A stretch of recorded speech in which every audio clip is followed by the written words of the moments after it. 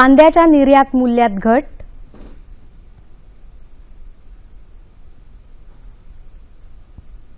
बिगर नोंदणीकृत उत्पादनांच्या विक्रीवर प्रतिबंध,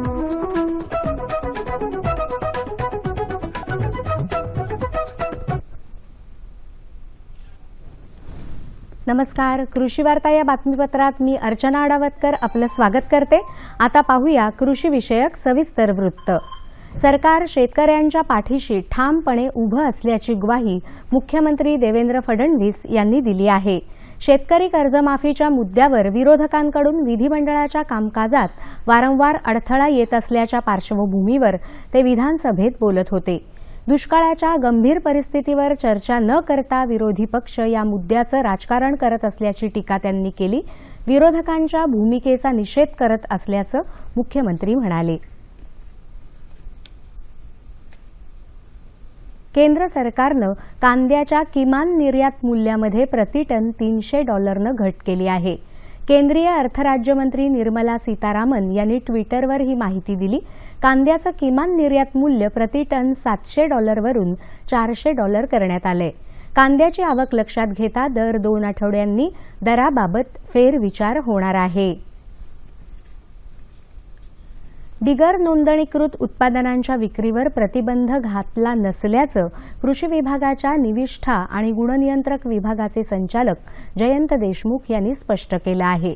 जैविक उत्पादनांमध्ये भेसळ आढळली तर कृषी विभागातर्फे कडक कारवाई केली जाईल असं ते म्हणाले। शेतकऱ्याची कुठल्याही प्रकारे फसवणूक होऊ नये म्हणून प्रत्येक जैविक उत्पादनाच्या गुणवत्तेवर नियंत्रण ठेवणार असल्याचं देशमुख यांनी सांगितलं।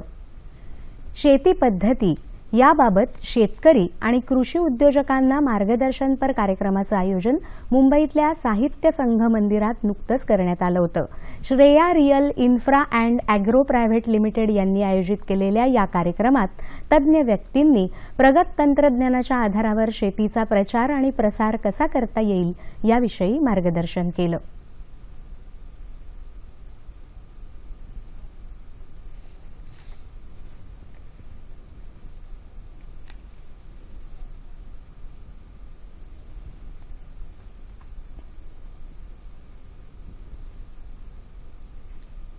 आमची एकच इच्छा आहे की कोकणामध्ये उद्योजक फार कमी होतात, पण ते जास्तीत जास्त तयार झाले पाहिजेत अशी आमची एक प्रांजळाचं मत आहे। आणि कोकणातल्या सर्व जनतेने आम्हाला या ठिकाणी चांगला पाठिंबा दिलेला आहे। इस्रायल टेक्नॉलॉजी भारतात कशा पद्धतीने काम करणार आणि ती सिस्टम भारतात एकत्र इस्रायल टेक्नॉलॉजी आणि आम्ही श्रेया रियल इन्फ्रा एकत्र येऊन भारतात प्रत्येक शेतकऱ्याला चांगल्या पद्धतीने मोठ्या पद्धतीने उत्पन्न कसं निर्माण करून द्यायचं ह्या अनुषंगाने एक कार्य चालू करत आहोत। कोकण बळीराजा शिक्षण संस्था ही केवळ शिक्षणामध्ये प्रगती न करता त्याच्या माध्यमातून त्या ठिकाणी ज्या ग्रामीण भागामध्ये जो शेतकरी वर्ग आहे त्या शेतकरी वर्गाला केंद्रबिंदू मानून त्या शेतकरी वर्गाकडून त्या ठिकाणी उपलब्ध असलेल्या प्रक्रियेच्या माध्यमातून शेती उत्पादन कसं होईल, त्या शेती उत्पादनातून त्याचा आर्थिक व्यवहार कसा भागेल। राष्ट्रीय पीक विमा कार्यक्रमांतर्गत हवामान आधारित फळ पीक विमा योजना 2015-16 परभणी जिल्ह्यातल्या 19 मंडळातल्या मोसंबी आणि केळी पिकांसाठी आणि हिंगोली जिल्ह्यातल्या 56 मंडळातल्या मोसंबी, केळी तसंच संत्र या पिकांसाठी लागू करण्यात आली आहे। आता पाहूया बाजारभाव।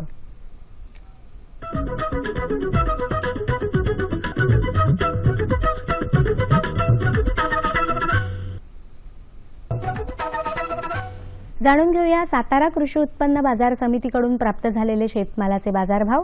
हे भाव शेतीमालाच्या उत्पादकांसाठी आहेत, निराळा उल्लेख नसल्यास हे भाव प्रति क्विंटल आहेत।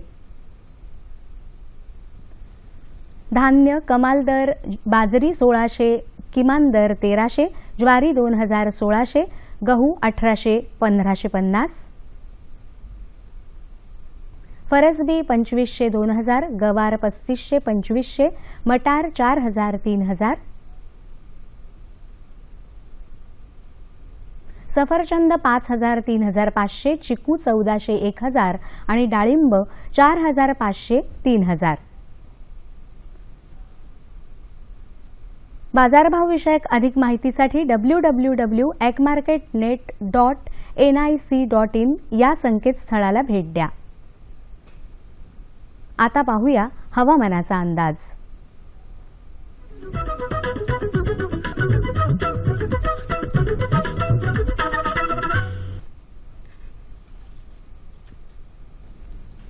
नमस्कार.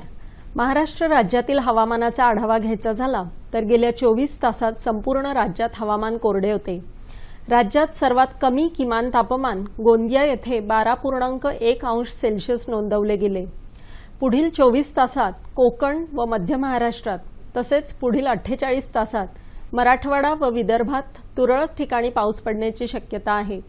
त्यानंतर राज्यात हवामान कोरडे राहील.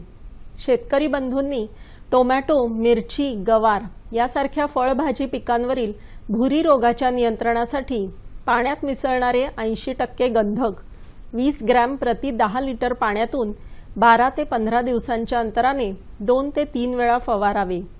काकडी पिकावरील भुरी रोगाच्या नियंत्रणासाठी डिनोकॅप 5 मिलीलिटर प्रति 10 लिटर पाण्यात मिसळून फवारावे.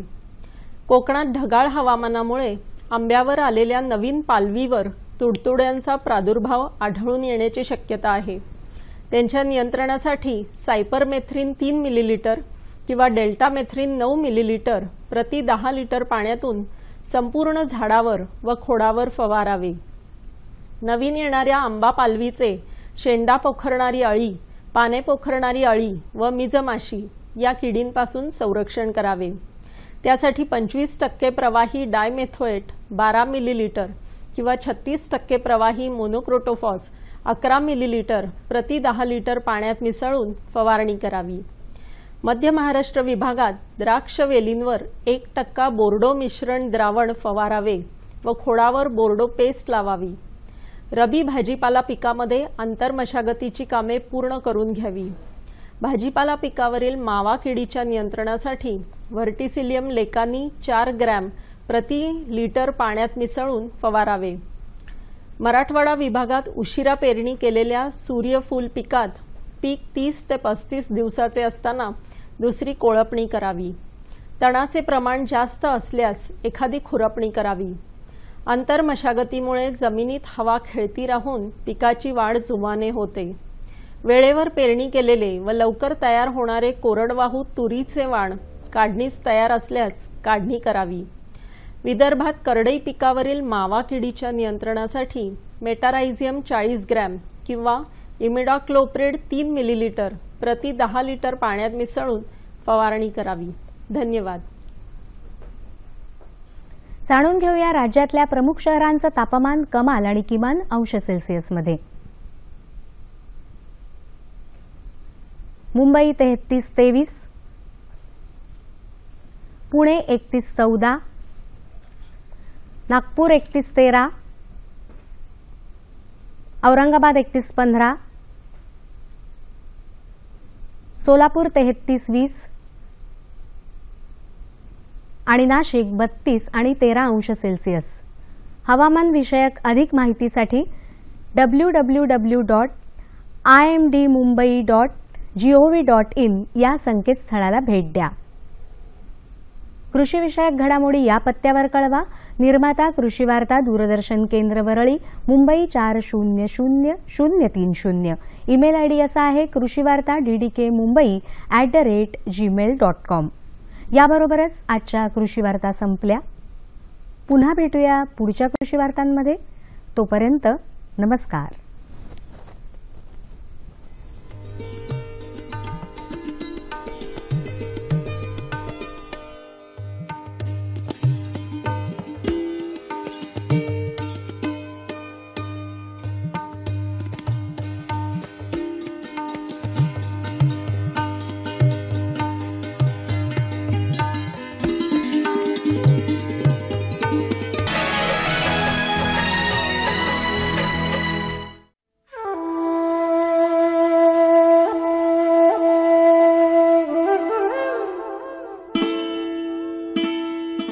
नमस्कार. कार्यक्रमात मनपूर्वक स्वागत.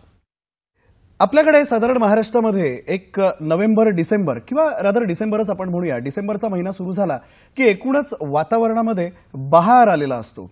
म्हणजे बहार छा गया है वगैरे असे हिंदी शब्दांचे प्रयोग करायला हरकत नाही, पण आपला कार्यक्रम मराठी असल्यामुळे बहार आलेला असतो. म्हणजे बघा ना, अगदी हिवाळी अधिवेशन सुरू होणार असतं, तोंडावरती असतं आणि एकूणच मौसम जो आहे तो बहार असतो. पण खरं तर बहार येणं म्हणजे काय माहितीये का? बहार येणं म्हणजे आपल्या शेतकरी बांधवांना मित्रांना माहिती असेल की झाडांना विश्रांती देणं असा त्याचा खरा अर्थ असतो. आपण अशाच बहाराबद्दल आजच्या या भागामध्ये चर्चा करणार आहोत. चर्चेचा विषय आहे मोसंबीचे अंबिया बहार व्यवस्थापन.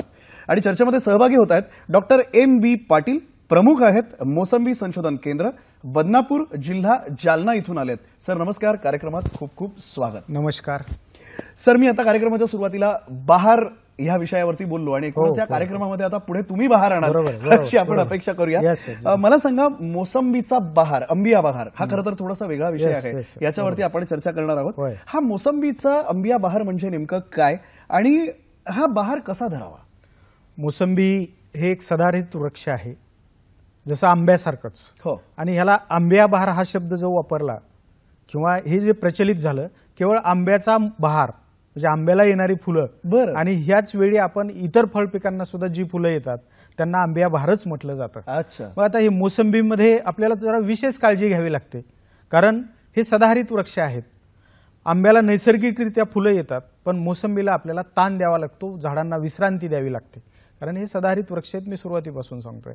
आणि मग या झाडांना जर विश्रांती दिली तर ती झाडं त्या कालावधीमध्ये, ज्या कालावधीत आपण त्यांना विश्रांती दिली, विश्रांती देणं म्हणजे काय, झाडांचं पाणी बंद करणं.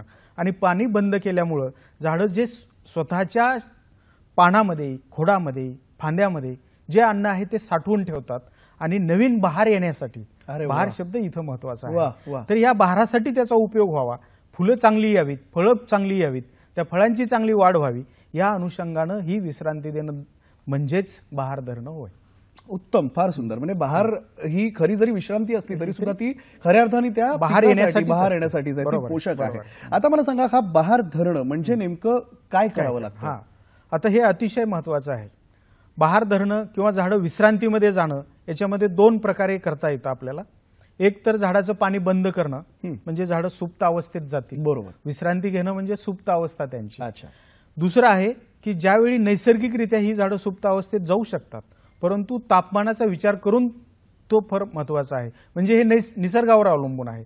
जसं की तापमान समजा 14 डिग्री सेंटीग्रेड नोव्हेंबर डिसेंबर या कालावधीमध्ये सतत जर 21 दिवस आपल्याला मिळालं तर नैसर्गिकरित्या सुद्धा ही झाडं सुप्त अवस्थेत किंवा विश्रांतीला जातात आणि बहार व्यवस्थित देतात.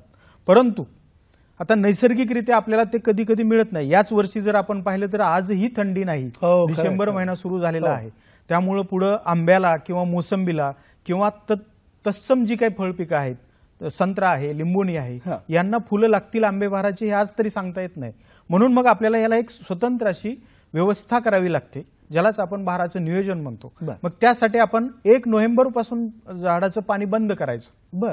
हे पाणी बंद करून झाडं जोपर्यंत विश्रांती घेतात, आता हे आपल्याला पुढे लक्षात येईल की ही झाडं कधी विश्रांती घेतात, तर त्यासाठी ते पाणी बंद करायचं आणि साधारणतः 20 डिसेंबर पर्यंत त्यांना विश्रांती घेऊ द्यायची. अच्छा. पण त्याचं म्हणजे काय, त्यांनी काही नुकसान नाही होऊ शकत इतके दिवस बंद ठेवल्यामुळे? त्यामुळं या झाडांचं काही नुकसान होत नाही, कारण पावसाळा संपलेला असतो, सप्टेंबर ऑक्टोबर पर्यंत पाऊस पडलेला असतो आणि त्याच्यानंतर जमिनीमध्ये जो काही ओलावा आहे हा ओलावा त्याच्यासाठी पुरेसा असतो. या झाडांना फक्त त्यांच्या दररोजच्या फिजिओलॉजिकल ज्या काही प्रोसेस आहेत त्या पूर्ण करण्यासाठी, आणि त्याच वेळी ते विश्रांती घेतात आणि मग अन्नद्रव्य साठवून ठेवतात, जे अन्नद्रव्य पुढच्या.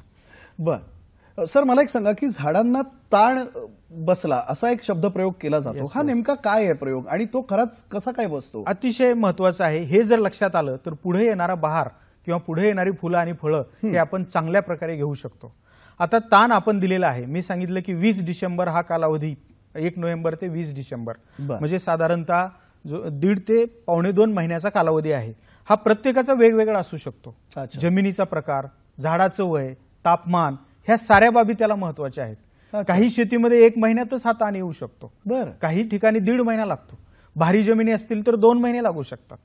मग हा विचार करून आपण ताण किती द्यायचा, किती दिवस द्यायचा, हे सगळं ठरवलं पाहिजे. आता हा बसला हे कसं ओळखायचं आपण? सगळ्यात महत्वाचं की ज्यावेळी त्या झाडं विश्रांती अवस्थेत जातात त्यावेळी स्वतःची पानं गुंडाळून घ्यायला लागतात. म्हणजे पानामधून जास्तीत जास्त बाष्पीभवन होणार नाही आणि त्या पाण्याचा उपयोग आपल्या शरीरामध्ये, झाडामध्ये जे काही अन्न आहेत त्याचं खऱ्या अर्थानं रूपांतर करण्यासाठी त्याचा उपयोग व्हावा म्हणून ती पानं गुंडाळून घेतात. हळूहळू पानाचा रंग बदलत जातो, ती पिवळसर होतात आणि पानं गळायला लागतात. ज्यावेळी ही पानगळ 25% झाली त्यावेळी आपली झाडं पूर्णपणे चांगली विश्रांती झाली आणि ताण चांगला बसला असं समजावं आणि मग आपण हळूहळू पाणी द्यायला सुरुवात करावी. अप्रतिम सर, ही चर्चा जी आहे ती अशीच आपण चालू ठेवायची आहे, पण थोडीशी विश्रांती घ्यायची आहे. विश्रांती घेऊया, पुन्हा या चर्चेत सहभागी होऊया. कुठेही जाऊ नका, पाहत रहा कृषी दर्शन. तर ही झाडांचा ताण डिस्टर्ब होऊ शकतो. मग अशा वेळी आपल्याला काही संजीवकांचा वापर, ग्रोथ रेग्युलेटरचा वापर करून आपल्याला यांना पुन्हा विश्रांतीमध्ये नेता येतं.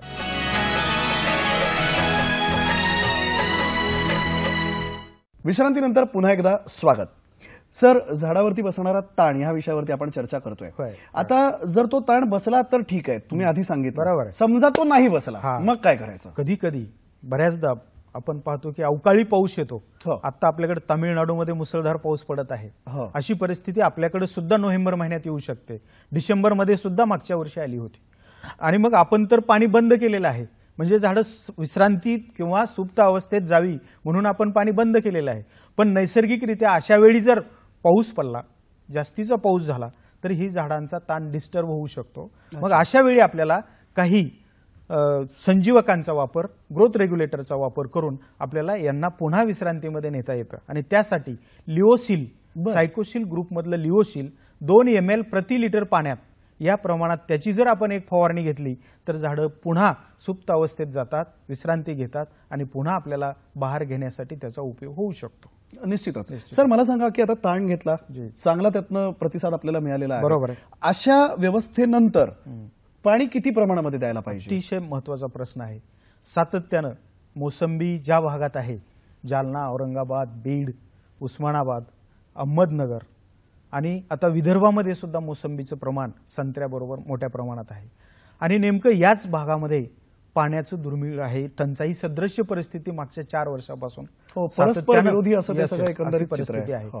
आणि ज्यावेळी आपण आंबेबहाराचा विचार करतो त्यावेळी उन्हाळ्यामध्ये या झाडांचं पाण्याचं नियोजन करणं अतिशय महत्वाचं आहे. आता आपण ताण तोडायचा आहे. ताण तोडत असताना पाणी आपण हळूहळू द्यायचं, कारण 1.5 महिना आपण पाणी दिलं नाही आणि एकदाच जर तुम्ही बागेमध्ये पाणी भरून घेतलं तर अशा वेळी झाडांना शॉक बसून 25% झाडं जाऊ शकतात. तर यासाठी आपण ताण तोडायचं आहे. आपल्याला 20 डिसेंबर आपण एक टेंटेटिव्ह तारीख ठरवलेली आहे. 20 तारखेला आपण 10 लिटरच पाणी प्रत्येक झाडाला द्यायचं आणि मग 20 डिसेंबरला आपण 10 लिटर पाणी द्यावं. 21 डिसेंबरला आपण 20 लिटर पाणी द्यावं. आणि पुन्हा 3ऱ्या दिवशी आपण 30 लिटर पाणी द्यावं. 4थ्या दिवशी 40 लिटर पाणी देऊन डिसेंबर आणि जानेवारी या कालावधीमध्ये म्हणजे या महिन्यामध्ये पूर्ण 40 लिटरच पाणी दररोज द्यावं. अच्छा. असं जर व्यवस्थित तुमच्या झाडाला ताण बसलेला असेल आणि तुम्ही या पद्धतीनं पाणी दिलेलं असेल तर 21व्या दिवशी तुमच्या बागेमध्ये फुलं दिसायला लागतात. वा वा वा, फार छान. आणि अगदी मोगऱ्याचा सुगंध सुटावा असा तुमच्या बागेमध्ये सुगंध दरवळत राहतो. आणि आता हे पाण्याचं नियोजन पुढे सुद्धा महत्वाचं आहे. डिसेंबर जानेवारीचं आपल्याला सांगितलं, फेब्रुवारीमध्ये तापमान वाढू शकतंय. अशा वेळी पुन्हा 10 लिटर पाणी वाढवायचं, म्हणजे 40 देत होतो 50 लिटर करायचं. मार्चमध्ये 60 लिटर पाणी करायचं, एप्रिलमध्ये 70 लिटर पाणी द्यायचं आणि मे मध्ये 80 लिटर पाणी द्यायचं.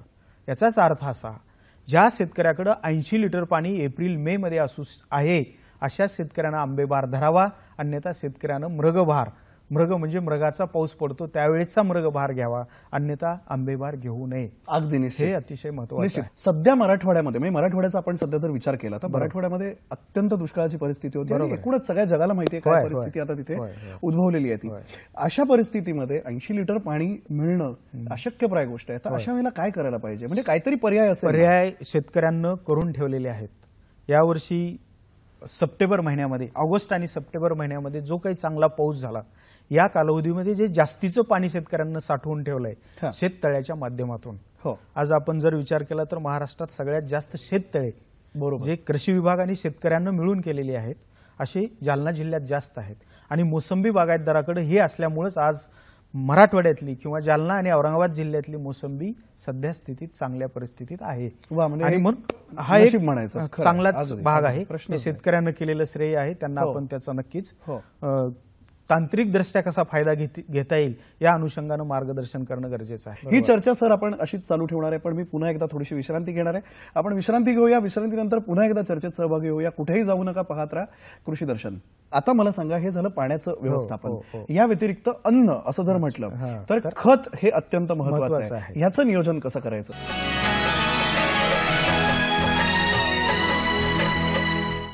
विश्रांतीनंतर पुन्हा एकदा आपलं स्वागत.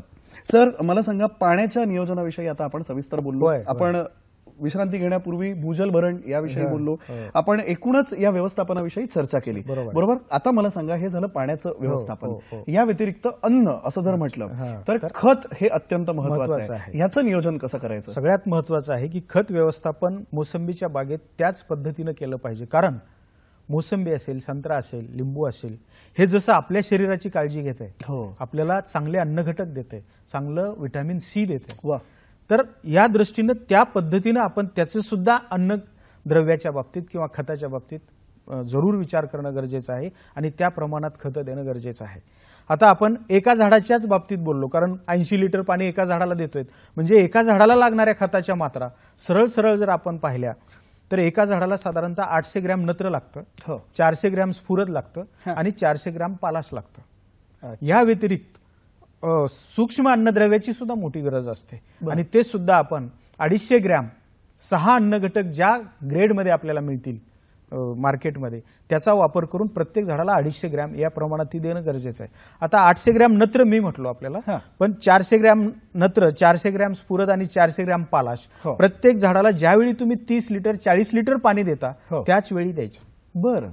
हे कोरडीला कधीही द्यायचं नाही, म्हणजे पाणी नसताना, जमिनीमध्ये ओलावा नसताना कधीही द्यायचं नाही. ज्यावेळी जमिनीमध्ये चांगलं पाणी झालेलं असेल, तुम्ही दिलेलं पाणी 30 लिटर 40 लिटर असेल, अशाच वेळी ही खतं द्यावीत. राहिलेला 400 ग्रॅम जो नत्र आहे म्हणजे युरियाच्या माध्यमातून, हा आपण पुन्हा 1 ते 1.5 महिन्यानं द्यावा.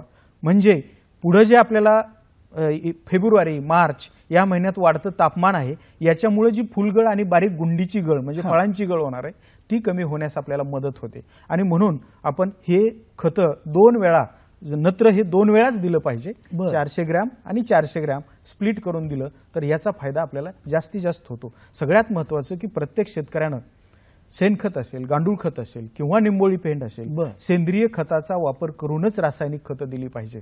आणि म्हणून सेंद्रिय खताच्या माध्यमातून जर तुमच्याकडं FYM असेल किंवा शेणखत असेल चांगलं कुजलेलं, एका झाडाला 50 किलो द्यावं. एका झाडाला 50 किलो शेणखत. ते जर उपलब्ध नसेल 20 किलो गांडूळ खत द्यावं. आणि तेही आपल्याकडे उपलब्ध नसेल तर 15 किलो निंबोळी पेंड द्यावी, म्हणजे निंबोळीचं खत द्यावं. तरच ती झाडं, अनेक रोगाला बळी पडणारी हीच झाडं आहेत. मोसंबी वर्गीय किंवा लिंबू वर्गीय झाडं अत्यंत बळी पडतात आणि मग शेतकरी डायबॅक पल्ला किंवा फायटोप्थोरा झाला, गमॉसिस आला, अशा वेगवेगळ्या ह्याला ही झाडं बळी पडतात. तर आपण जास्तीत जास्त सेंद्रिय खताचा वापर करूनच रासायनिक खत दिली तर आपल्याला चांगलं उत्पादन घेण्यासाठी ही नक्कीच मदतीचं होऊ शकतं. सर, मला एक सांगा, म्हणजे आता तुम्ही आपण ही चर्चा अगदी करतोय सविस्तर, म्हणून एक सहज प्रश्न माझ्या मनामध्ये असा आला की हे प्रमाण जे आहे हे काहीतरी प्रमाण तुम्ही संशोधन करून आखलेलं आहे, बरोबर आहे? त्यामागे तुमचा अभ्यास आहे. आता मराठवाड्याचा विचार केला तर अर्थातच वसंतराव नाईक मराठवाडा कृषी विद्यापीठाचा अगदी आवर्जून उल्लेख करावा लागेल. हे प्रमाण तुम्ही ठरवलेलं असतं आणि अशा वेळेला जर शेतकरी, आमचा सर्वसामान्य शेतकरी मित्र, सर्वसामान्य शेतकरी जो बांधव आहे, त्याला जर ह्या प्रमाणामध्ये कुठेतरी काही तो कमी पडत असेल, तांत्रिकदृष्ट्या तो कमी पडत असेल, तर त्यांनी तुम्हाला संपर्क साधला तर त्याला असं योग्य पद्धतीने मार्गदर्शन करण्याची काही सोय आहे का? होय, आपल्याकडं मराठवाडा कृषी विद्यापीठात, वसंतराव नाईक मराठवाडा कृषी विद्यापीठात प्रत्येक शुक्रवारी 11 ते 1 या कालावधीमध्ये शेतकऱ्यांना फोन करावा आणि त्यांना जी माहिती हवी असेल, मोसंबी असेल किंवा इतर फळ पिकाची असेल, मराठवाड्यात जी काही पिकं घेतली जातात त्या फळाच्या अनुषंगानं, त्या पिकांच्या अनुषंगानं माहिती देण्याची वाहिनी आपल्याकडं 4-5 वर्षापासून सातत्यानं कार्यरत आहे. आणि त्याच्यावरती प्रतिसाद शेतकऱ्यांना अतिशय चांगला शेतकऱ्यांचा प्रतिसाद, म्हणजे थोडाही फोन आपला हे रिकामा राहू शकत नाही. संपर्क सातत्याने होत असतो. दर शुक्रवारी 11 ते 1 ही वेळ आहे आणि वसंतराव नाईक मराठवाडा कृषी विद्यापीठातर्फे आपल्याला ही सगळी माहिती पुरवली जाते. सर, मला सांगा, आता आपण थोडंसं उन्हाळ्याकडे वळूया, बरोबर आहे? बरोबर. अशा ठिकाणी खूपदा आपल्याला पाहायला मिळतं की प्रचंड ऊन ऊन आहे, असतं जास्तीचं आणि अशा तापमान. उन्हामध्ये खूप नुकसान होऊ शकतं. बरोबर आहे, बरोबर. त्यापासून ह्या पिकांचं संरक्षण कसं कसं करायचं? करावं. तापमान वाढत जातं, पाण्याची आपल्याकडे टंचाई आहे.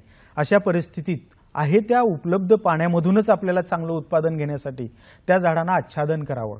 आच्छादन प्लॅस्टिकचं करू शकतात बरं. किंवा सेंद्रिय तुमच्याकडे जे काही पदार्थ असेल, हा, हा. सोयाबीनचं बुसकट असेल, साळीचं बुसकट असेल, गव्हाचं बुसकट असेल किंवा तुरीचं बुसकट असेल, जे जनावरं खाणार नाहीत, कारण जनावरांच्या चाऱ्याचा सुद्धा प्रश्न महत्वाचा आहे. हा. आणि म्हणून ते जे जनावरं खाणार नाहीत असं कुठलंही सेंद्रिय पदार्थ आपण आच्छादनासाठी वापरावं आणि जमिनीत तुम्ही जे पाणी दिलंय ते फक्त झाडांनाच उपयोगी पडेल या अनुषंगानं असं आच्छादन करणं गरजेचं आहे. दुसरं सगळ्यात महत्वाचं की ज्यावेळी तुम्ही आंबेभाराचा ताण तोडत असता त्यावेळी त्या खोडाला बोर्डो पेस्ट लावणं महत्वाचं आहे, की खोडातून किंवा खोडाला उन्हाची जास्त तीव्रतेची इजा होणार नाही आणि झाडाचं नुकसान होणार नाही किंवा झाडं जाणार नाहीत याचीसाठी आपण उन्हाळ्यात आता सगळ्यात महत्वाचं सातत्यानं एप्रिल मे मध्ये 45 डिग्री सेंटीग्रेड पेक्षा तापमान जास्त गेलं तर अशा वेळी फार मोठ्या प्रमाणात गळ होऊ शकते. म्हणून बागेतली आर्द्रता वाढवण्यासाठी 2 ओळीमधून आपण पाणी सोडावं, बागेमध्ये पाणी सोडावं. पाणी खोडाला देऊ नये, बागेमधून सोडावं, जेणेकरून आर्द्रता वाढेल, तापमान कमी राहील आणि आपली फुलगळ किंवा फळगळ, विशेषतः त्यावेळी फळगळ ही होणार नाही. या अनुषंगाने आपण ह्या वाढत्या तापमानात सुद्धा आपल्या बागा चांगल्या रीतीनं आपलं उत्पादन घेऊ शकतो. सर, आज वेळ जो होता त्या वेळामध्ये आपण ही सगळी सविस्तर माहिती आम्हाला दिली, त्याबद्दल मी आपले खूप खूप आभार मानतो. अतिशय महत्वपूर्ण मोलाची अशी माहिती सरांनी दिली. आपण यातनं निश्चितच बरीचशी माहिती जमा करून घेतली असेल, काही जणांनी तर लिहूनही घेतली असेल. आजचा भाग कसा वाटला आम्हाला जरूर लिहून कळवा. त्यासाठी आमचा पत्ता लिहून घ्या. आमचा पत्ता आहे निर्माता कृषी दर्शन, मुंबई दूरदर्शन केंद्र, वरळी, मुंबई 400030. पुन्हा भेटूया पुढच्या भागात एक नवीन विषय घेऊन. तोपर्यंत नमस्कार. नमस्कार.